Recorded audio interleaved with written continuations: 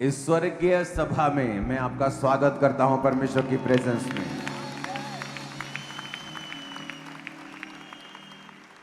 आज 100 कंट्रीज के करीब हमारे साथ हैं, कुछ ऑनलाइन और कुछ ब्रांचेस के रूप में। और जो मैसेज आज परमेश्वर का आत्मा आपको देगा वो सिर्फ आपके शरीर को ही चंगा नहीं करेगा, क्योंकि शरीर आपका यहीं रह जाना है धरती के ऊपर। वो आपको और आपकी जनरेशन्स को रेडी करेगा परमेश्वर के राज्य के लिए। इस समय दुनिया का सबसे बड़ा मुद्दा फाइनेंस का बन चुका है। मैं अमेरिका में था तो वहां बता रहे थे कि वहां पेट्रोल और डीजल की कीमतें डबल हुई हैं सीधा। अगर $2 का 1 गैलन आता था तो अभी $4 का है। ऑस्ट्रेलिया, न्यूजीलैंड, यूरोप कंट्रीज, सब जगह। इंडिया में पेट्रोल का प्रभाव इतना नहीं पड़ने दिया गवर्नमेंट ने जितना फॉरेन कंट्रीज में है। यहां पर भी है, लेकिन डिफरेंट काइंड ऑफ प्रेशर है इंडिया में। लेकिन पूरी दुनिया में इकोनॉमिक जिस तरह का डिप्रेशन है, और जब अब इंडिया की इकोनॉमी पे जो फॉरेन इन्वेस्टर्स हैं वो इंडिया को छोड़ के जा रहे हैं। इंडिया का जो इकोनॉमी का बाजार है वो नीचे आया है बहुत ज्यादा। और परमेश्वर की आत्मा ने कहा था 2-3 महीने लगेंगे। ये वो टाइम था जब सारी दुनिया ओके थी, कुछ नहीं, कोई प्रॉब्लम नहीं थी। लेकिन परमेश्वर ने कहा था 2-3 महीने में ही ऐसा चेंज होगा कि सब बदल जाएगा। आज दुनिया बदल चुकी है।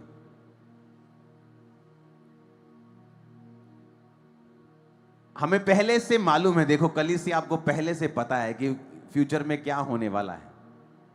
और आपको मैं तैयार करता आया हूं शुरू से कि आने वाला समय ऐसा नहीं होगा जो अब है। तो हमें और रेडी रहना है और स्पिरिट में रहना है, क्योंकि जितनी जरूरत आपको 2016 में थी परमेश्वर की, 20 में उससे कहीं ज्यादा थी, 26 में उससे कहीं ज्यादा है, और फ्यूचर में कहीं और ज्यादा होगी।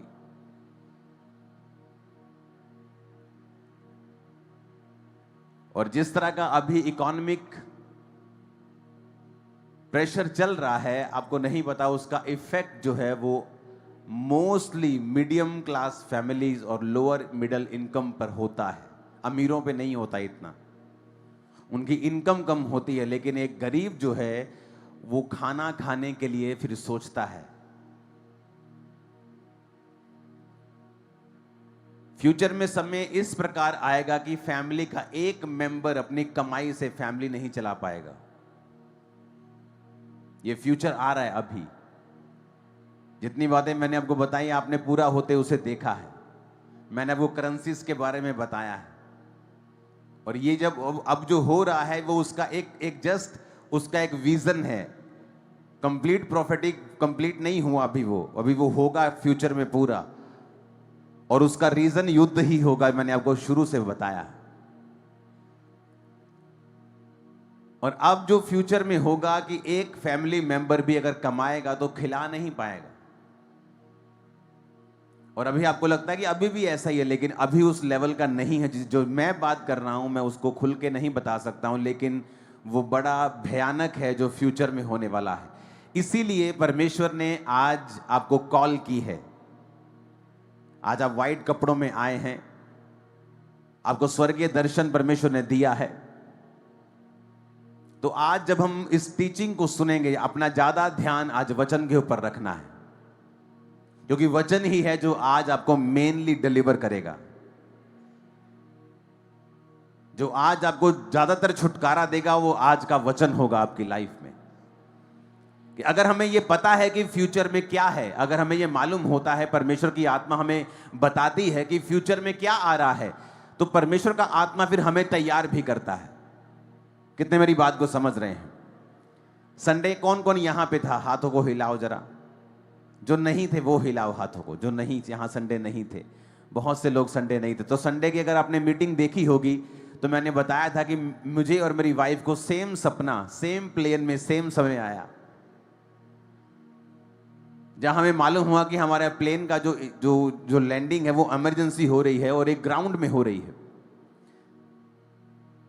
और जब मैंने विजन जब मैंने ये दर्शन ये सपना देखा और ये सपना खत्म नहीं हुआ, मैं उसके बीच में 2 बार उठा भी, और जब मैं दोबारा फिर से सोया तो फिर वो सपना कंटिन्यू, जैसे वो परमेश्वर ने जैसे पॉज नहीं करते, हम कंप्यूटर पॉज कर देते हैं कि हम थोड़ा पानी पी ले, पानी पी के फिर पॉज ऑन कर देते, फिर वहीं से चलता है। ऐसा था कि परमेश्वर दिखा रहा था, जब उठ गया तू अच्छा रुक जा, जैसे ही आंखें बंद फिर वो सपना शुरू। और जब मैं उठा मैंने अपनी वाइफ को नहीं बताया, मैंने कहा वाइफ बच्चों को क्या बताना कि प्लेन में ऐसा ऐसा डर जाएंगे। तो सेम मेरी वाइफ को भी सपना आया और इसने भी कहा कि चलो क्या बताना, उसने अपनी प्रेयर कर ली, मैंने अपनी कर ली। तो रेस्टोरेंट में जब हम बैठे थे तो मैंने कहा कि चला आओ प्रेयर करते हैं फ्लाइट के लिए। तो मेरी वाइफ को तो सपना आया था, उसने तो मुझे बताया नहीं कि मुझे सपना आया है, तो वो कभी क्यों करनी है प्रेयर, क्या हुआ क्या हुआ, उसे लगता था कि क्या इनको भी कुछ सपना आया है क्या। तो वो अपने तरीके से पूछ रही थी क्यों ऐसा आप कह रहे हो प्रेयर करनी होगी, उसे भी परमेश्वर ने बताया था। तो मैंने तब भी नहीं बताया और हमने प्रेयर कर ली। मैंने प्रेयर की, उसके बाद जब हम बोर्डिंग के लिए बैठे तो अनाउंसमेंट हुई कोई टेक्निकल गड़बड़ है। तो मैंने अपने टीम मेंबर को भेजा, मैंने कहा कौन सी गड़बड़ है, कोई इनके सॉफ्टवेयर में बोर्डिंग के टाइम कोई प्रॉब्लम हो गई है या इनके प्लेन में दिक्कत है। वो गया पूछने, तो उन्होंने कहा कि नहीं हम ये नहीं बता सकते, अनाउंसमेंट ही होगी। थोड़ी देर के बाद अनाउंसमेंट होने लग गई और जैसे ही अनाउंसमेंट हुई कि कैप्टन ने कहा है कि there is a problem in plane thrust, मतलब उसका इंजन थ्रस्ट जो प्लेन को ऊंचा उठने में सहायता करता है। जब इंडिया में प्लेन क्रैश हुआ था तो उसके थ्रस्ट में ही प्रॉब्लम आई थी, तब वो प्लेन नीचे गिर गया था, उसका थ्रस्ट नहीं ले रहा था प्लेन। तो जैसे ही उसने थ्रस्ट कहा हम एक दूसरे की तरफ देखने लगे और उसने बोलना शुरू किया मुझे सपना आया। मैंने बोलना, मैं कहा मुझे भी सपना आया। क्या देखा, मैंने ये देखा, सेम सपना। और इमेजिन करो हमने प्रेयर की 8 घंटे, मैंने अपनी टीम को प्रार्थना करने के लिए बिठाया। प्रेयर माउंटेन के ऊपर फुल टीम, कम से कम 30, 40, 50 लोग प्रार्थना करने के लिए बैठे। 8 घंटे लगातार हमने प्रेयर की। परमेश्वर ने मुझे क्यों वो दिखाया, परमेश्वर ने मुझे वो दिखाया ताकि मैं उसके लिए प्रेयर कर सकूं और आने वाली डिस्ट्रक्शन से बच सकूं। कितने मेरी बात को समझ रहे हैं? परमेश्वर ने मुझे इसलिए दिखाया कि मैं उसके लिए प्रेयर कर सकूं। हो सकता है कि अगर हम आत्मा में ना होते तो वो चीजें कैप्टन कभी ध्यान में नहीं आती, थोड़ी सी चीज रह जाती, और जब उड़ता प्लेन तो तब प्रॉब्लम होती, मालूम चढ़ता कि ये तो ये हो गया, अब हम इमरजेंसी लैंडिंग कर रहे हैं। क्योंकि एक बार इमरजेंसी लैंडिंग में देख चुका हूं अपनी लाइफ में, वो स्केरी होता है बहुत, कि आपके आसपास फायर ब्रिगेड की गाड़ियां आएंगी, आग लग जाएगी तो ऐसा कूदना है, इधर कूदना है, उधर कूदना है, बस बहुत सी बातें ऊपर होती हैं और ऊपर कुछ भी कर भी नहीं सकते तुम लोग। सब तरफ बंद है, सब तरफ दरवाजे बंद है, कुछ नहीं कर सकते, परमेश्वर ही है आपका। तो परमेश्वर ने वो सपना क्यों दिया? इसलिए नहीं कि वो प्लेन नाश होने वाला था, इसलिए कि परमेश्वर ने दिखाया कि आने वाले समय में क्या होने वाला है। और जैसे ही वहां पे अनाउंसमेंट हुई कि बोर्डिंग पे सब लोग खड़े हैं प्लेन में जाने के लिए, अनाउंसमेंट होगी बोर्डिंग नहीं हो सकती, आप लोग सब अपनी अपनी जगह पे बैठ जाएं क्योंकि प्लेन के थ्रस्ट में प्रॉब्लम है। जब तक कैप्टन हमें ग्रीन सिग्नल नहीं देता आप लोगों की बोर्डिंग नहीं हो सकती। तो हम इंडिया में फ़ोन करने लग गए, दिल्ली में मैंने एक टीम को फ़ोन किया, अपनी जलंधर में फ़ोन किया नई फ्लाइट के लिए, तो फ्लाइट थी नहीं। उसके बाद वो चीज़ें सॉर्ट आउट होती गई। तो ग्रेस ऑफ गॉड वचन बोल गए कि परमेश्वर जिस तरह तू पानी पे चल के चला गया था जब बोट नहीं थी, तो आज कोई फ्लाइट नहीं और मुझे संडे अटेंड करना है, क्योंकि अगर मैं वो फ्लाइट में आता तो मैं यहाँ 8 बजे संडे सुबह पहुंचता जलंधर। अगर मैं फ्लाइट में नहीं आता तो संडे भी मिस होता। तो मुझे पवित्र आत्मा ने गाइड किया कि नहीं, वो इसलिए विजन तुझे आया कि अगर वो विजन नहीं तुझे आता, तू प्रेयर नहीं करता, तो शायद वो इशू नजर ही ना आता उस समय। लेकिन वो इशू का नजर आना, वो प्रॉब्लम का नजर आना, उसका फाइंड होना, फिर उसका सोल्यूशन करना मौके के ऊपर। जबकि ऐसा आपने कभी नहीं देखा होगा कि बोर्डिंग हो रही हो और प्लेन में कोई इशू आ गया पता चले और बोर्डिंग रोक दी हो। प्लेन लेट हुआ, दिल्ली में लैंड नहीं हो रहा था क्योंकि लेट चला था, तो दिल्ली में ट्रैफिक बहुत थी। तो मैंने आपको वो पिक्चर शेयर की, आप उसे यूट्यूब पे देखना। तो वो इसीलिए था कि परमेश्वर ने पहले से दिखाया कि आने वाले समय में क्या होने वाला है और हमें क्या करना है, कौन से स्टेप्स हमें लेने हैं। और अगर हम स्पिरिट में ना हो और आने वाले समय को सुन के भी कि जो आज हो रहा है 26 में, वो 23 में परमेश्वर ने जाहिर किया था।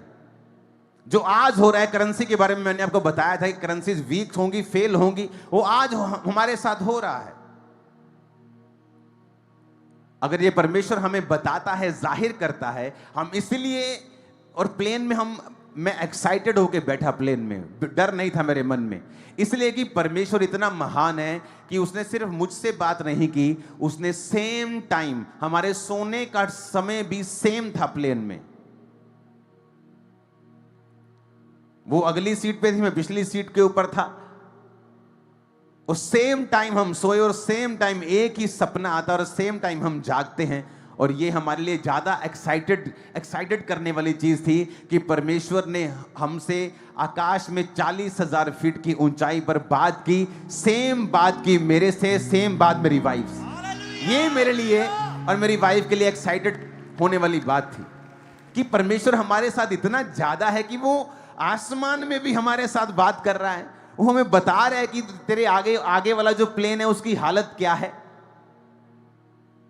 और मैं रेस्टोरेंट में बैठा बैठा प्लेन के लिए प्रेयर कर रहा हूं, और उसके बाद जब हमें न्यूज आती, फिर हम बैठ कर फिर प्रार्थना करते हैं और अपनी टीम को बोलते हैं 8 घंटे लगातार तुम प्रार्थना में रहना, और उसके बाद वो प्लेन लैंड करता है और मैं आपके बीच में आके गवाही देता हूं।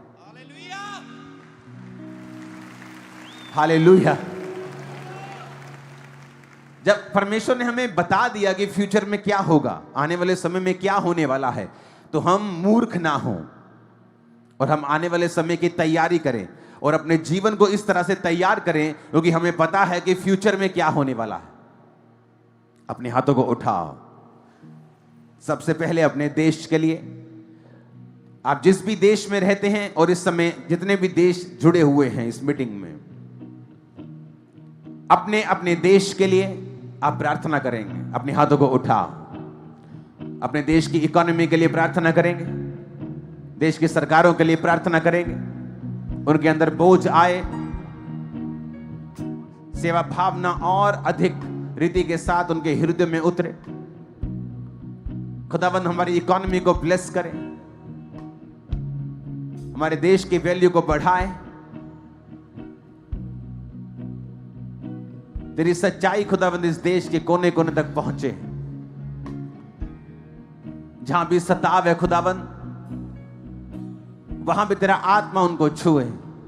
जिन जिन स्टेट्स में सताव है, तेरा आत्मा उनके संग हो। तेरा कार्य कोई दुनिया की ताकत रोक नहीं सकती। जिन जिन जगहों के ऊपर परमेश्वर का विरोध होता है, उन्हीं जगहों के ऊपर बेदारी होती है, याद रखना। जहां विरोध हो रहा है आज, कल वहां एक बड़ी बेदारी होगी, बड़ी बेदारी जो पहले कभी ना हुई होगी हिस्ट्री में। तो विरोध इस बात की निशानी है कि परमेश्वर का आत्मा वहां पे अजीब और अचंभे कार्य करने जा रहा है। अपने हाथों को उठाएंगे। खुदा बाप, अपने देश को, अपने देश के लोगों को तेरे लहू में छुपाते हैं। शैतान की योजना को कैंसिल करते हैं खुदावन। टेररिज्म की योजनाओं को कैंसिल करते हैं खुदावन। इकोनॉमी को ब्लेस करते हैं खुदावन। तेरे जीवित नाम में हम मांगते। पूरी कलीसिया कहे आमीन। पूरी कलीसिया कहे आमीन ऊंची आवाज। अपने घुटनों के भार आके बाइबल को उठाओ और कहो, आज जो कुछ मैं सुनूंगा मैं फलों को लेके आऊंगा। जो कुछ आज मैं परमेश्वर की आत्मा से सुनूंगा मैं उसे मानूंगा, मैं उसे मानूंगी, और मैं अपने परिवार को भी उस वचनों पर चलाऊंगा जो आज मैं सुनूंगा। अपनी बाइबल को उठाओ, अंगीकार करो, मेरे शुद्ध रहने का आधार है, मेरे जिंदा रहने का आधार है, पवित्र रहने का आधार है, मेरे चंगे रहने का आधार है। ऊंची आवाज में प्रार्थना करेंगे। फिर से कहो, खुदावन आज जितना वचन मैं सुनूं मैं फलों को लेके आऊं। प्रभु यीशु मसीह के सामर्थी नाम में हम मांगते हैं। इस वचन को आप नोट करेंगे क्योंकि ये आज आप इसे लिखेंगे और नोट करेंगे। प्रकाशित वाक्य 7 उसकी 9 आयत, प्रकाशित वाक्य 7 उसकी 13 से 14 आयत, प्रकाशित वाक्य 19 उसकी 8 आयत, प्रकाशित वाक्य 3 उसकी 5 आयत, सबोपदेशक 9 उसकी 8 आयत, दानियल 7 उसकी 9 आयत, योएल 1, 2, 3 अध्याय, आमोस 3 उसकी 2 से 3 आयत। परमेश्वर अपने नबियों के द्वारा हमेशा मैसेज देता आया है। उसने अपने लोगों को इस्तेमाल किया है, न्यायियों को इस्तेमाल किया है, याजकों को इस्तेमाल किया है जो आत्मा में होते थे, अपने भविष्यद्वक्ताओं को, अपने प्रेरितों को उसने इस्तेमाल किया है आने वाले समय में क्या होगा और हमें अपनी जिंदगी को कैसे चलाना है सचेत करने के लिए। आमोस की पुस्तक 3 उसका 2 अध्याय जब हम पढ़ते हैं, 3 अध्याय उसकी 2 से 3 आयत जब हम पढ़ते हैं, पृथ्वी के सारे कुलों में से मैंने केवल तुम्हीं पे मन लगाया है, इस कारण मैं तुम्हारे सारे अधर्म के कामों का दंड लूंगा। यदि 2 मनुष्य परस्पर सहमत ना हो, क्या वो एक संग चल सकेंगे? आमोस भविष्यद्वक्ता जो है, ये उस समय का भविष्यद्वक्ता है जिस समय योना नबी, मीका और होशे अपना अपना काम कर रहे थे। यीशु मसीह के जन्म से 760 साल के करीब ये भविष्यद्वक्ता आमोस जो था, ये भविष्यवाणी करता है। इसकी गूंज कम करके इसको थोड़ा बढ़ाओ। अपने पड़ोसी को बोलो, ये वही भविष्यद्वक्ता है।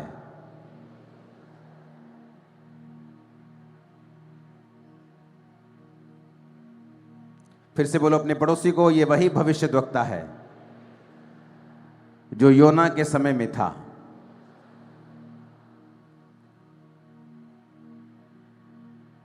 इस भविष्यद्वक्ता की एक बात जो मैं आपसे कहना चाहता हूं, जब हम योएल नबी की पुस्तक पढ़ते हैं, तो जब हम आमोस की पुस्तक पढ़ते हैं, ये दोनों भविष्यद्वक्ताओं ने इजराइल के दंड की घोषणा की है कि इजराइल परमेश्वर से दूर हुआ, दाखरस का मतवाला हुआ, उसने अलग अलग परमेश्वरों को पूजा,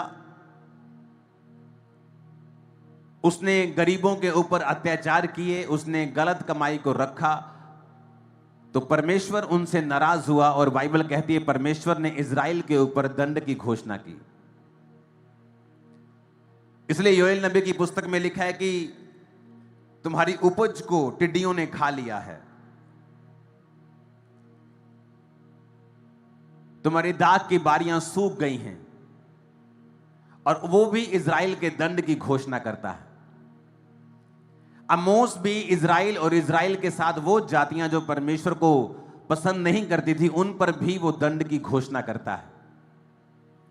और उसी समय एक सेम भविष्यद्वक्ता योना जो नीनवे नगर में जाता है, और वो नगर जो पाप से भरा हुआ था, जिस समय आमोस इजराइल के ऊपर घोषणाएं कर रहा था, उस समय इजराइल तरक्की कर रहा था फाइनेंशियली बहुत, और वो फाइनेंशियली बड़ा स्टेबल था, और फाइनेंशियली तरक्की करने के कारण वो सब तरफ अपने संबंध स्थापित करना चाहता था, डिप्लोमेटिक रॉन्ग ना हो, सब लोगों से मिलता था, वो भी चीजें देश में करता था जो बाइबल के खिलाफ हैं। उसे परमेश्वर की कोई परवाह नहीं थी कि परमेश्वर का वचन बाइबल में क्या कहता है। उसे ये था कि अच्छा, लोगों को ये पसंद है कर दो, लोगों को ये पसंद है कर दो, लोग नाराज नहीं होने चाहिए। हाँ, परमेश्वर की कोई बात नहीं, अगर राज्य चलाना है तो इतना परमेश्वर की बाइबल को फॉलो नहीं कर सकते। तो यहां पर इस समय 2 सीन चल रहे थे, एक वो नीनवे नगर जहां पाप था, और एक वो इजराइल जो इस समय तरक्की कर रहा था, फाइनेंशियली स्टेबल था और बहुत ब्लेसिंग हासिल कर रहा था, लेकिन परमेश्वर के वचन से दूर था। और परमेश्वर के दास ने उनको बताया कि आने वाले समय में तुम्हारे साथ फिर क्या होगा, आने वाले समय में तुम और तुम्हारे साथ की जातियों को परमेश्वर दंड देगा। और वचन कहता है और हिस्ट्री कहती है, ये बात हिस्ट्री ने भी प्रूफ की है कि इस भविष्यवाणी के 2 साल बाद वहां पे इतना बड़ा भूकंप आया कि वो देश फिर उस भूकंप से कभी रिकवर नहीं कर पाया। और दूसरी तरफ योना नबी को जब परमेश्वर ने मैसेज दिया, पहले वो भाग गया और मैसेज देने के बजाय वो किसी दूसरे देश में भागना उसने उचित समझा कि वो लोग तो बड़े पापी हैं, अगर मैं वहां पे जाके परमेश्वर के बारे में बताऊंगा तो मेरा मजाक उड़ाएंगे, फॉलो नहीं करेंगे। और एक मछली ने जब उसे निगल लिया, जब समुद्र में तूफान आया और लोगों ने उसे फेंक दिया और मछली ने उसे निगला और वो नीनवे शहर के बाहर जाके उसे फिर से उगल दिया और उसने जाकर नीनवे में प्रचार किया। और क्या राजा, क्या छोटा, क्या बड़ा, सबने मन फिराया और टाट ओढ़ा और परमेश्वर के सामने तौबा की और पूरा देश बचाया गया। और एक तरफ जो इजराइल था वो नाश हो गए और एक तरफ जो अन्य जाति लोग थे वो बचाए गए। आने वाले समय में जो चीजें होने जा रही हैं आपकी लाइफ में, सिनेरियो जो देश में, पूरी दुनिया में हो रहा है, मैं क्रिश्चियंस को यह मैसेज देना चाहता हूं कि आपको अब सुधरना पड़ेगा, क्योंकि फ्यूचर ट्रबल से, मुश्किलों से, डिप्रेशन से, ऑपरेशन से, वो फाइनेंशियली है, वो मेंटली है, भरा हुआ है। दुनिया ने इतने गहरे, इतने डार्क डेज कभी नहीं देखे होंगे, यहां तक कि वर्ल्ड वॉर्स में भी नहीं देखे होंगे, जो आने वाले समय में दुनिया देखने वाली है।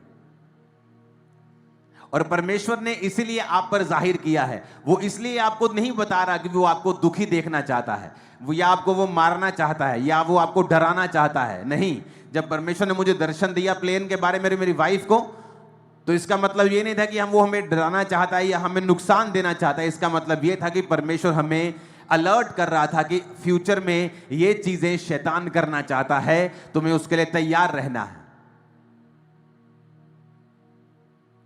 तो मैं प्रेयर में था, प्लेयर में हम प्रेयर में थे, टीम प्रेयर में थी, सब लोग हमने प्रेयर की और परमेश्वर ने उस चीज को रिवर्स किया। आपने कितनी बार ऐसा सुना है अपनी लाइफ में कि आप प्लेन की बोर्डिंग कर रहे हो और बोर्डिंग करने से आपको रोक दिया जाए और अनाउंसमेंट हो जाए कि कैप्टन ने थ्रस्ट में प्रॉब्लम को फेस किया है, इसलिए आपकी बोर्डिंग नहीं हो सकती है। बिग इश्यू है ये, आपको नहीं पता शायद।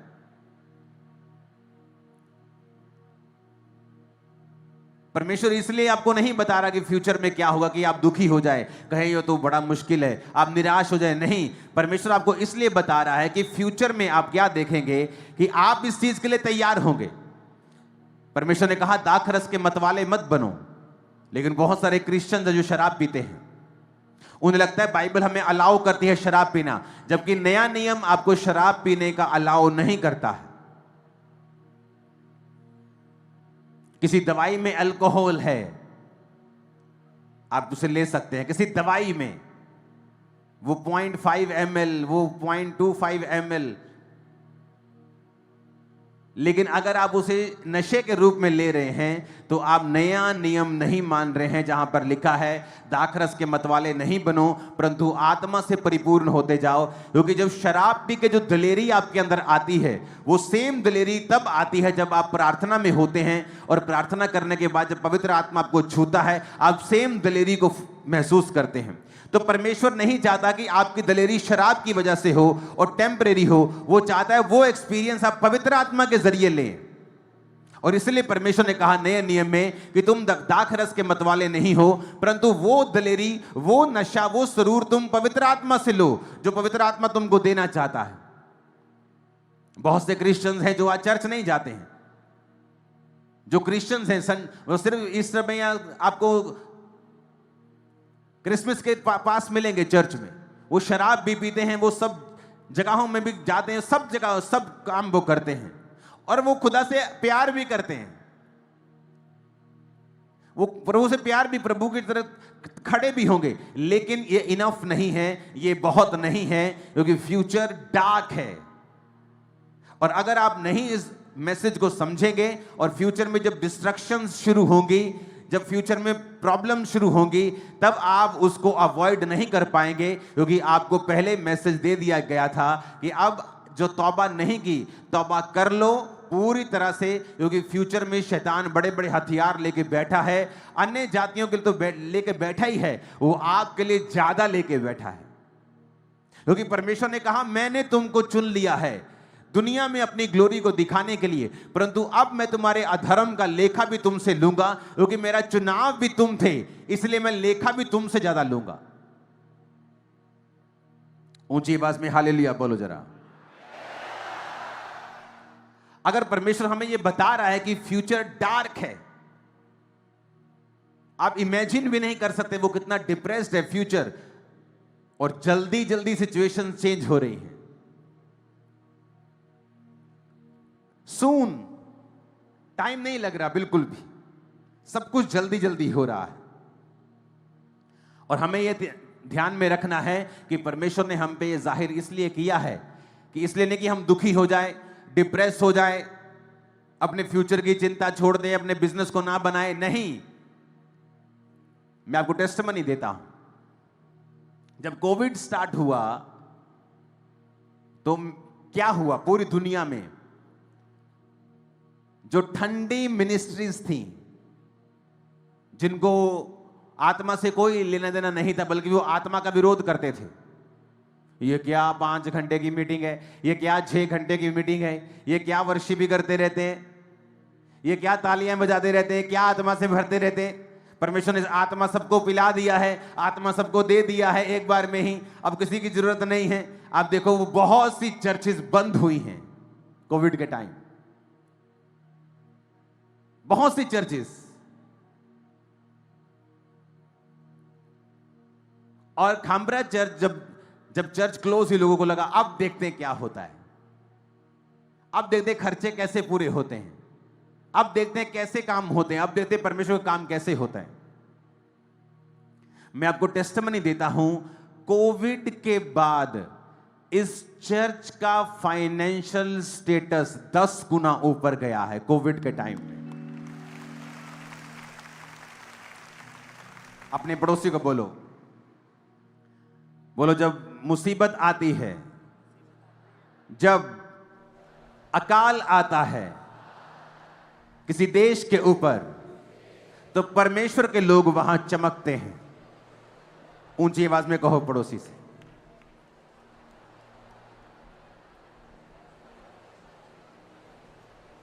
मैं आपको देख रहा हूं कि आप बोल रहे हो पड़ोसी से कि नहीं। बोलो पड़ोसी से, बोलो जब अकाल आता है तो मसीह के लोग चमकते हैं। आमीन। आप बाइबल में देखो, इसहाक जब अकाल में था तो वचन कहता है उसने 100 गुना फसल को देखा। आप जब उत्पत्ति 26 पढ़ते हैं, आप उसमें पढ़ो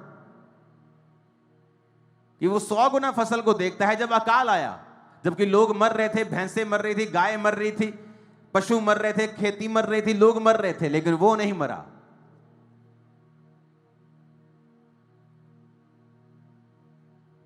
जब चर्च के कब्रिस्तान की अनाउंसमेंट हुई कि आप कोई भी डिनोमिनेशन के हों, आप कहीं भी हों, आपको अगर कब्रिस्तान की जगह नहीं मिल रही है, आपको खामरा चर्च में अभी भी लोग फोन करके पूछते हैं, अभी भी कुछ सन फोन करेंगे, ये व्यक्ति का हो गया, हम इसे कहां फोन करें, कहां ले, फुलिश क्वेश्चन। बार बार एक ही अनाउंसमेंट होती, फिर भी वो पूछते रहते कि अनाउंसमेंट है कि आप खामरा चर्च में जो कब्रिस्तान है, आप वहां पे उसे बिना फोन किए, चर्च के बिना परमिशन के, अगर आप क्रिश्चियन हैं, किसी भी डिनोमिनेशन के हैं, आप जस्ट खुदा पे फेथ करते हैं, आपसे नहीं पूछा जाएगा आपने बपतिस्मा लिया नहीं लिया, आप कौन सी चर्च के हैं, आप कहां जाते, नहीं। अगर आप क्रिश्चियन हैं, आप अपने उस लव्ड वन को दबाना चाहते हैं, आप तो चर्च में अलाउड है कि आप उसे तबूत समेत आप दबा सकते हैं। तो आपको जस्ट खामरा चर्च के उस कब्रिस्तान में जाना है और उसे दबाना है, किसी की परमिशन की जरूरत नहीं, फोन करने की जरूरत नहीं। वो कब्रिस्तान जो करोड़ों का है, कोविड के समय में परमेश्वर ने दिया था। मैं आपको बता रहा हूं, ये टेस्टिमनीज हैं, ये मुद्दे थे लोगों के कि उनके पास, चर्चिस के पास कब्रिस्तान नहीं थे कोविड के समय में। आप इमेजिन करो, जब लोग जब नीचे जा रहे थे, चर्च ऊपर जा रही थी। और ये प्लान है, ये मास्टर प्लान है, ये परमेश्वर का एक प्रूफ होता है। आप मेरी बात समझो, जब तक अकाल, जब तक मरियां, जब तक फाइनेंशियल ऑपरेशन, डिप्रेशन, जब तक युद्ध, ये चीजें जब समय समय पे नहीं होती हैं, क्रिश्चियन लोगों को कभी मालूम नहीं होता कि हम दूसरों से अलग हैं। मेरी बात आप समझो, कोविड तक सब एक थे, लेकिन कोविड के बाद जब लोग डाउन जा रहे थे, बिजनेस डाउन जा रहे थे, चर्चेस बंद हो रही थी, हम नए काम कर रहे थे, बड़े काम कर रहे थे, डेडिकेट कर रहे थे करोड़ों रुपए की जमीनों को परमेश्वर के ऐसे कामों के लिए। अब मेरी बात समझो, जब ये टाइम आता है तो एक्चुअल में ये क्रिश्चियन लोग जो आत्मा से भरे हुए हैं, जो आत्मा से चल रहे हैं, जो तौबा से चल रहे हैं, जो पवित्रताई में चल रहे हैं, जो नशे में चूर नहीं हैं, जो पैसे में मगरूर नहीं हैं, जो पवित्र आत्मा के जरिए चल रहे हैं अपनी लाइफ में, जो जीवित चर्चिस के साथ जुड़े हुए हैं, जो अपने पैसों से इवेंजलिज्म कर रहे हैं, जो अपने पैसों से बीजों को बो रहे हैं, जो प्रार्थना कर रहे हैं, उपवास कर रहे हैं, चर्च के दर्शनों में परमेश्वर के संग चल रहे हैं, उनको मालूम होता है जब ऐसा टाइम आता है आप नहीं मरेंगे, आप डाउन नहीं होंगे, आप ऊंचा जाएंगे, आपका परिवार ऊंचा जाएगा, आपका फाइनेंस ऊंचा जाएगा। कुछ भी आपने टेस्टिमनी सुनी होगी, जब कोविड में लोगों के बिजनेस बंद हुए तो चर्च के लोगों ने कोविड के समय बिजनेस स्टार्ट किए, और जो लोग किराए पे थे आज वो लाखों रुपया कमाते हैं, जितना अमेरिकन नहीं कमा रहा, जितना कैनेडियन नहीं कमा रहा, वो यहां कमा रहे हैं। ये टेस्टिमनी है उनकी लाइफ की। कब स्टार्ट हुई? कोविड में। कोविड में ही क्यों? क्योंकि परमेश्वर की आत्मा ने हमें बताया है कि जब जब देश में, जब जब दुनिया में अंधेरा ज्यादा होगा तो उजाला ज्यादा चमकेगा। जब लाइट सुबह को आप जलाएंगे तो उसकी रोशनी समझ नहीं आएगी आपको, लेकिन जब अंधेरा हो जाएगा तो उसकी रोशनी ज्यादा समझ आएगी। जब आज दुनिया में सब तरफ उजाला था तो रोशनी समझ नहीं आई, लेकिन कोविड में जब अंधेरा हुआ तो मसीह लोगों की रोशनी समझ आई। उनको मालूम हुआ कि नहीं, वाकई में ये चमकदार हैं, वाकई में अलग हैं, परमेश्वर का ग्रेस इनके ऊपर है, ये दुनिया के जैसे नहीं हैं। और वैसे ही फ्यूचर में होगा, जब दुनिया डिप्रेशन में होगी और ना चाहते हुए भी वो होगी, कितना भी कोशिश कर ले वो होगी। आज एक युद्ध ने पूरी दुनिया के सिनेरियो को चेंज कर दिया है। आज ऑस्ट्रेलिया महंगाई की मार के नीचे है। क्यों? क्योंकि युद्ध की वजह से तेल महंगा तो सब महंगा। अब उसका क्या कसूर जो हजारों किलोमीटर दूर है, कि ईरान से अगर जहाज चले तो तेल खत्म हो जाए, रास्ते में 2 बार तेल भरना पड़े वहां जाने के लिए। इतना दूर है, युद्ध नहीं कर सकता ऑस्ट्रेलिया के साथ, इतना दूर है वो। लेकिन ऑस्ट्रेलिया भी सफर कर रहा है, दूसरे देश भी सफर कर रहे हैं। सिर्फ एक युद्ध, एक जस्ट 20% जहां से तेल निकलता है उस रास्ते को उसने बंद कर दिया और दुनिया सफर कर रही। इमेजिन करो अगर 2-3 देश और लड़ पड़े तो क्या दुनिया का होगा। और ऐसा होगा फ्यूचर में,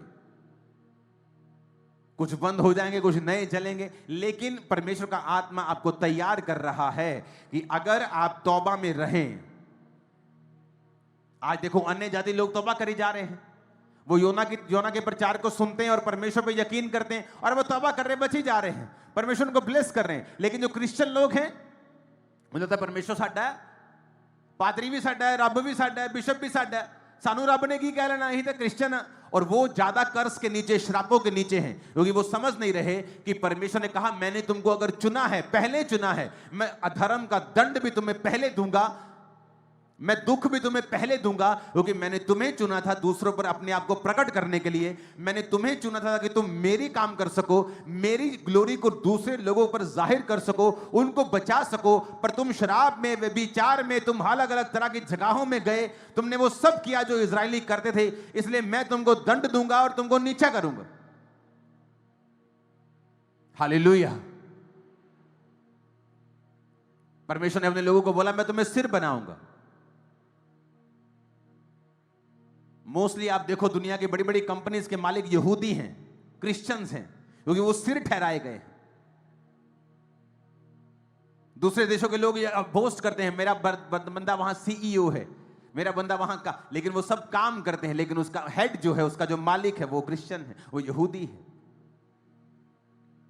उसका वचन अगर आप समझ जाएंगे तो परमेश्वर अपने वचन को पूरा करेगा आपकी लाइफ में। और परमेश्वर आपको यह बता रहा है कि अगर अब हम तौबा के जीवन में नहीं चलेंगे, अगर अब हमने अपनी जिंदगी को नहीं बदला, अगर अब हमने अपने रास्तों को नहीं बदला, अगर अब हम वही ब्लू फिल्में देख रहे हैं, अगर हम वही लड़कियों के चक्कर में, वही शराब के चक्कर में, वही व्यभिचार, वही चोरियां, वही चकारियां, वही गालियां, वही क्रिश्चियन लोगों को मैंने गालियां निकालते देखा है, खासकर जो बड़ी बड़ी पदवियों के ऊपर थे उनको भी गालियां निकालते देखा है। इमेजिन करो, वो कह रहे हैं हम क्रिश्चियन हैं और मुंह से गालियां निकल रही हैं, एक दूसरे को मां बहन की गालियां दे रहे हैं। इसका मतलब आप नहीं समझ रहे हैं कि परमेश्वर का प्लान क्या है आपकी लाइफ में। और वो हमें पहले से बताता है, पहले से हमें चिताता है कि हमें क्या करना है और परमेश्वर का आत्मा हमसे क्या चाहता है। सबोपदेशक 9 उसकी 8 आयत में लिखा है, तेरे वस्त्र सदा उजले रहें, तेरे सिर पर तेल की घटी ना हो। उजले का मतलब तेरे वस्त्र वाइट रहें, उजले रहें। जब प्रभु यीशु मसीह पहाड़ पे थे और परमेश्वर के 3 चेलों के सामने परमेश्वर का जो वस्त्र था वो उजला हो गया, वाइट हो गया। क्यों वाइट? क्योंकि वाइट जो है, वाइट वस्त्र जो आपने आज डाला है, आपको मैंने वाइट वस्त्रों में इसलिए बुलाया है कि आप ये समझ सकें कि वाइट वस्त्रों का मतलब है धार्मिकता में जीवन को जीना। वचन कहता है कि जब यीशु मसीह ने एक एग्जाम्पल दी कि एक राजा ने जब अपने घर में शादी की तो अपने लोगों को न्योता दिया। उसके अपने लोग, कोई कहता मैंने बैल खरीदे, मैं उनको परखने जाता हूं, मैंने खेत मोल लिया, मैं उनको देखने जाता हूं, और कोई उसका अपना उस न्योते में नहीं आया। वो क्रिश्चियंस की बात कर रहा था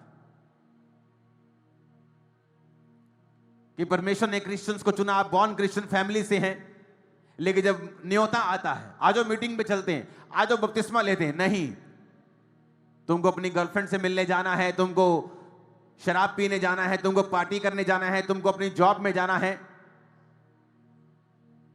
तो परमेश्वर ने कहा, उसने कहा अपने लोगों को जाओ, जबकि मेरे निमंत्रित लोग योग्य नहीं ठहरे तो जाओ, चौकों में जाओ, बाजारों में जाओ, गलियों में जाओ और सबको उठा लाओ। तो वो गए और लूले, लगड़े, कमजोर, गरीब सबको उठा लाए। वो गरीब और कमजोर अन्य जाति को दर्शाते हैं जो क्रिश्चियन नहीं थे। और लिखा जब वो सब खा रहे थे तो जब राजा आया तो एक व्यक्ति जो विवाह का भोज खाते समय विवाह का वस्त्र पहने हुए नहीं था, तो राजा ने कहा, मित्र तू वस्त्र क्यों नहीं पहना? तो उसके बाद जवाब नहीं था, तो राजा ने कहा, इसको उठाओ और वहां डालो जहां रोना और दांतों का पीसना हो। अगर राजा ने गरीब लोगों को बुलाया था विवाह में, तो वो गरीब से क्यों एक्सपेक्ट करेगा कि वो विवाह का वस्त्र पहन गया? गरीब के पास तो पहनने के लिए पैंट नहीं है, क्योंकि राजा जब गरीबों को बुलाता था तो वो अपने वस्त्र, अपनी अलमारियां उन्हें देता था, क्योंकि उस राजा को मालूम था कि इनके पास वस्त्र नहीं है, तो ये राजा की अलमारी से वस्त्र पहनकर वो शादी में आते थे। तो वो व्यक्ति जिसने इतनी बेवकूफी की कि उसे मालूम था कि राजा ने उसे बुलाया है, यही बड़ा फजल है, राजा ने अपने कपड़े भी उसको दे दिए, यही बड़ा फजल है, लेकिन फिर भी उसने पहना नहीं, तो इसलिए राजा ने गुस्सा किया।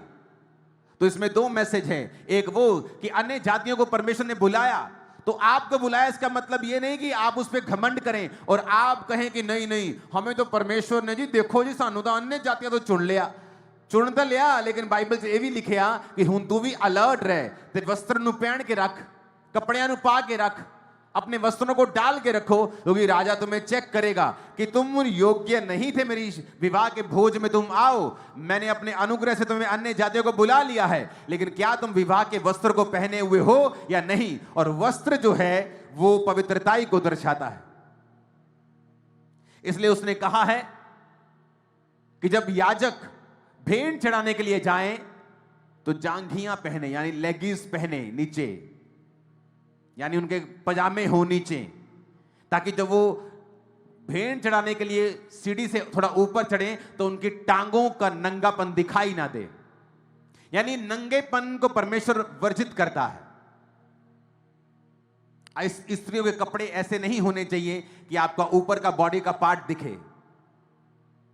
बाइबल ऐसा कहती है कि उसने हमें ऐसे कपड़े पहनने से मना किया है। याजकों को कहा कि तुम्हारा नंगापन दिखाई ना दे, ऐसा ना हो मैं तुम्हें मार दूं। नंगापन पाप को दर्शाता है। इस हवा और आदम ने जब पाप किया तो उसने कहा हम नंगे हैं। नंगापन पाप को दर्शाता है। और जब परमेश्वर कपड़ों की बात करता है, प्रकाशित वाक्य 7 उसकी 9 में लिखा है, इसके बाद मैंने दृष्टि की और देखो हर जाति, कुल, लोग, हर जाति, कुल, हर एक कुल, लोग, हर भाषा में से एक बड़ी भीड़ जिसे कोई गिन नहीं सकता, सफेद श्वेत वस्त्र पहने। clothed with white robes। सिंहासन के सामने, मेमने के सामने खड़ी। प्रकाशित वाक्य 19:8 में लिखा है, उसको शुद्ध और चमकदार महीन मलमल पहनने का अधिकार दिया गया, क्योंकि उस महीन मलमल का अर्थ पवित्र लोगों के धर्म के काम है। प्रकाशित वाक्य 7:13-14। इस पर प्राचीनों में से एक ने मुझसे कहा, ये श्वेत वस्त्र पहने हुए कौन हैं? कहां से आए हैं? मैंने उससे कहा, ये स्वामी तू ही जानता है। उसने मुझसे कहा, ये वो हैं जो उस महाकलेश में से निकल के आए हैं। इन्होंने अपने अपने वस्त्र मेमने के लहू में धोकर सफेद किए हैं। आमीन बोलो ऊंची आवाज। Hallelujah, hallelujah.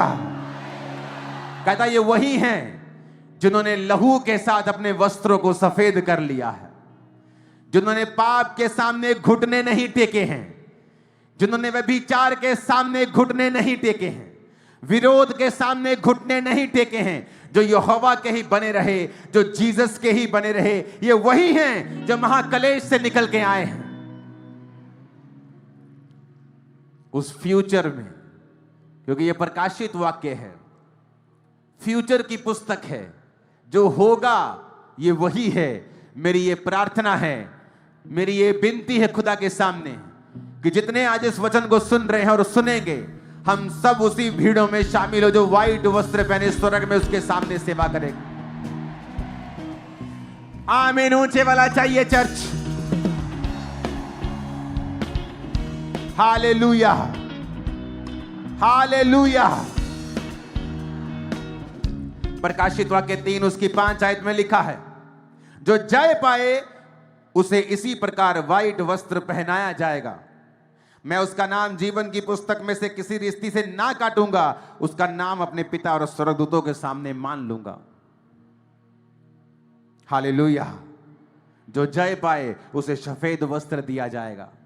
व्हाइट वस्त्र आप जो आज डाल के आए हो, परमेश्वर आपको कुछ कहना चाहता है कि ये व्हाइट वस्त्र पवित्रताई की, धर्म के कामों की, लहू से धोए हुए लोगों की निशानी है। व्हाइट वस्त्रों का मतलब है अपना जीवन पाप में मलिन नहीं करना है, गंदा नहीं करना है, शैतान के कहे के अनुसार नहीं चलना है। क्योंकि आने वाले समय में जो रियल डिप्रेशन ऑपरेशन का टाइम आ रहा है, जो लोग पवित्रताई में होंगे, प्रार्थना में होंगे, परमेश्वर के साथ जुड़े हुए होंगे, आप और अधिक चमकेंगे, नेक्स्ट लेवल तक चमकेंगे, सेवकाइयां नेक्स्ट लेवल तक चमकेंगी। आप इंडिया में, इंडिया के बड़े बड़े लोगों में अब चर्चिस को शामिल होता फ्यूचर में देखेंगे। मैं आपको फिर कह रहा हूं, परमेश्वर ऐसा होने देने वाला है और ये ऐसा होगा और आप देखेंगे और ग्लोरीफाई करेंगे खुदा के नाम को। आमीन ऊंचा चर्च। Hallelujah, hallelujah. और जैसे जैसे ऐसा समय आएगा, खुदावंद अपने लोगों को शाइन कर देगा। और जो बरकत कोविड के समय चर्च पे उतरी, वो बरकरार रही, कम नहीं हुई। वो वैसे ही है, आज तक वैसी है। वो ग्रेस आज तक वैसी है। हमने वैसी ग्रेस पहले 2020 के पहले इस मिनिस्ट्री पे कभी नहीं देखी थी जो 20 के बाद देखी। याद रखना, जब डिप्रेशन का समय आएगा, ऑपरेशन का समय आएगा, मानसिक तनावों का लोगों के ऊपर समय आएगा, आप क्रिश्चियन लोगों को अब से अधिक 10 गुना चमकता हुआ देखेंगे। आप सरकारी, गैर सरकारी, सेंटर या किसी भी स्टेट हो, आप क्रिश्चियन लोगों को बड़ी पदवियों के ऊपर देखने वाले हैं फ्यूचर में। आप देखेंगे परमेश्वर का आत्माओं ने मेजर रोल देगा लोगों को, क्रिश्चियंस को, पास्टर्स को, सरकारों के अंदर एक मेजर रोल दिए जाएंगे सुधार करने के, काम करने के, सलाह देने के। आप देखें फ्यूचर में बड़े काम होने वाले यीशु मसीह के नाम में। आप देखना क्या होता है, आप देखना क्या होता है। समय आने वाला है, तैयार रहो, तैयार रहो। अब 2 तरह के मैसेज हमारे बीच में थे। एक योना ने दिया निनवे में और एक आमोस ने दिया, एक योएल ने दिया, लेकिन क्रिश्चियन लोगों ने उनकी बात नहीं सुनी और थोड़े ही सालों में इतना बड़ा भूकंप आया और फाइनेंशियल कंडीशन जो टॉप पे थी वो जमीन में गई, पूरा देश का नाश हुआ, महंगी आई, महंगाई आई, बहुत सी चीजें उनके साथ हुई जो होनी नहीं चाहिए थी। बाइबल कहती जो स्थिर है वो ध्यान रखे गिर ना जाए। दाऊद तब गिरा जब वो अपनी लाइफ की टॉप पोजीशन पे था। युद्ध करने के लिए जाना चाहिए था, रिलैक्स हो गया, महल में टहल रहा था। युद्ध के समय में राजा महल में टहल रहा था, युद्ध करने के लिए लोगों को भेजा। हमें लगता है कि सब कुछ ठीक है, मेरा फाइनेंस सेट है, मेरी बॉडी सेट है, मेरे बच्चे सेट हैं। तो लिखा अगर तू स्थिर है तो उसमें डर, परमेश्वर का डर मान, फियर मान, उसके भय में चल, घमंड ना कर, पाप ना कर, शैतान को खुश ना कर, क्योंकि चीजें बदलते समय नहीं लगती हैं। अगर तू परमेश्वर में है, पवित्रताई में है, प्रार्थना में है और दुखी है तो चिंता ना कर, क्योंकि समय बदलते तेरा भी समय नहीं लगेगा, तेरा भी समय आएगा। आमीन। तो हमें यह देखना है कि हम किन लोगों में आना चाहते हैं। वो लोग जिन्होंने तौबा कर ली, राजा से लेके नीचे तक टाट ओढ़ लिया, राज के वस्त्र उठाकर पूरे मन से तौबा की, पाप को माना, पश्चाताप किया, अपने आप को हम्बल किया, अपने बच्चों तक को फास्टिंग में रखा, रियल तौबा की और परमेश्वर ने उन्हें बचाया। और बाइबल कहती है परमेश्वर जो दुख उन पर देना चाहता था, परमेश्वर ने अपने मन को बदल लिया, परमेश्वर ने इस प्रोफेसी को चेंज कर दिया। और योना इस नबी इस बात से नाराज हुआ कि प्रभु तूने उनका नाश नहीं करना था, मुझे भेजा ही क्यों? तो परमेश्वर ने उसे भी सिखाया अलग अलग तरीकों से, बाइबल में पढ़ लेना। उसमें पेड़ उगा रातों रात, ठंडी हवा उसे लगी, परमेश्वर ने कीड़े को भेजा, पेड़ सूख गया, फिर उसको घाम लगा, लू लगी, तो वो प्रभु से शिकायत करने लगा। और प्रभु ने कहा जिस पेड़ के लिए तूने परिश्रम नहीं किया उसके लिए तू दुखी हो रहा है। और वहां पे 1.25 लाख लोग, उनके पालतू जानवर, अगर वो मेरे सामने मन फिरा रहे हैं और दीन हो रहे हैं, मैं उनको नाश होने से क्यों ना बचाऊं? परमेश्वर आज भी आपको यह मैसेज दे रहा है। व्हाइट वस्त्रों का मतलब अपने जीवन को शुद्ध रखना, संसार की चीजों से शुद्ध रखना, लोगों की मलिनताओं से शुद्ध रखना। हालेलुया। ऊंची आवाज में कहो हालेलुया। हमें एक शुद्ध और अलग जीवन जीने के लिए बुलाया गया है। और इसका कारण यह है कि जब धरती पे अकाल के समय आए, डिप्रेशन के समय आए, युद्ध के समय आए, महामारियों के समय आए, तब परमेश्वर अपने लोगों के बीच में से यह साबित कर सके कि मैं जीवित परमेश्वर। उनका रिजल्ट वो नहीं होगा जो लोगों का रिजल्ट था। परमेश्वर ये प्रूफ कर सके कि मैं जीवित परमेश्वर। अपने वस्त्रों को शुद्ध रखना, अपने जीवन को कलंकित होने से बचा के रखना, अपने जीवन को बचाना, पाप से भागना, व्यभिचार से भागना, सलाह नहीं देनी, काउंसलिंग नहीं करनी व्यभिचार जो आपके पीछे है। अगर भेड़े पास्टर के पीछे आएंगी, चरवाहे के पीछे चलेंगी, तो हरी हरी चरगाहों के ऊपर होगी। लेकिन जब पास्टर भेड़ों के पीछे चलेगा तो उसके पैर गंदे हो जाएंगे और भेड़े भी नाश हो जाएंगी और पास्टर भी नाश हो जाएगा। पास्टर का काम नहीं है विश्वासियों के अंदर घुसकर कमेटियां डालना, उनके साथ फाइनेंशियल संबंध रखना, फाइनेंशियली उनको यूज करना। पास्टर्स का काम नहीं है। बच के रहना चाहिए पास्टर्स को। उनका काम है उनको ब्लेस करना, भेड़ों को गाइड करना, उनकी अगुवाई करना, उनको पाप के रास्ते से चिता के रखना कि फ्यूचर में ऐसा होने वाला है। फ्यूचर आसान नहीं है, ये टफर हुई होता जा रहा है, ये हाई लेवल का टफ होता जा रहा है। तुम्हें आज से तैयारी करनी होगी। ऊंची आवाज में कहो हालेलुया। दानियल 7 उसकी 9 आयत में लिखा है, मैंने देखते देखते अंत में क्या देखा कि सिंहासन रखे गए और कोई अति प्राचीन विराजमान हुआ। उसका वस्त्र हिम सा उजला, whose garment was white as snow। उसके सिर के बाल निर्मल ऊन सरीखे, उसका सिंहासन अग्नि में, उसके पहिए धधकती हुई आग जैसे दिखाई पड़ते थे। जब भी परमेश्वर को दिखाया गया है स्वर्ग के दर्शन में, तो उसे व्हाइट कपड़ों में दिखाया गया है, जो पवित्रताई का प्रतीक है। प्रेम शैतान भी करता है अपने शैतानी आत्माओं के साथ। जब एक दुष्ट आत्मा निकल जाती है और वो जाके बताती है कि वो बंदा फिर से मसीह से दूर हो गया है, तो 7 दुष्ट आत्माएं वो साथ लेके आती, बनी बनाई है शैतान में। शैतान शैतान से प्यार करता है, लेकिन शैतान के अंदर पवित्रता ही नहीं है। इसीलिए जब दूत परमेश्वर को देखते हैं तो प्रेमी प्रेमी प्रेमी नहीं, पवित्र पवित्र पवित्र सेनाओं का यहोवा बोलते हैं। इसलिए सब प्रेम परमेश्वर की ओर से नहीं है। लोगों को लगता है जब वो किसी लव में है, उन्हें लगता है लव इज गॉड। वो लव गॉड नहीं है, वो फिलियो वाला लव है, वो ब्रदरली लव है, वो संसारिक लव है। लेकिन वो लव अगापे है, वो लव अनकंडीशनल है जो परमेश्वर का है, वो पवित्र है जो परमेश्वर का है। और इसलिए दूत कहते हैं पवित्र पवित्र पवित्र सेनाओं का यहोवा। और जब भी प्रभु को आप देखते हैं तो उसका लिखा, उसका वस्त्र जो था वो हिम सा उजला, snow as white, white as snow, और सिर के बाल वाइट जो पवित्रताई का और सियानेपन का, बुद्धि का, एक्सपीरियंस का प्रतीक है वाइट बाल। और उसका सिंहासन अग्निमय और पहिए धधकती हुई आग, यानी वो जजमेंट को दिखाता है।